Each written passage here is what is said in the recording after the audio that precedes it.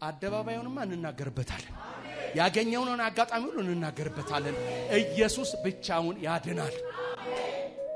አያድንም ካሉን ጠይቅ፣ እንነጋገር። ብቻውን አይችልም የሚያግዘው ያስፈልገዋል ካሉ እንነጋገር። አየህ ወደ አብ ለመቅረብ የተዘጋብኝን የከፈተው ማን እንደሆነ ይንገሩኝ።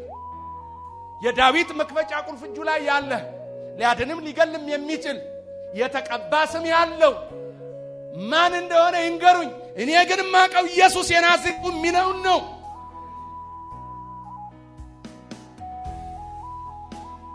አንድ የገላትያ መንፈስ አለ እዚህ ምድር ላይ። አዎ ኢየሱስ ያድናል ጌታ ነው ይልህና ግን እነንተና የለም አይደል? የገላትያ ሰዎች አዎ ኢየሱስ እኮ ያድናል ትክክል ነው ተቀብለናል።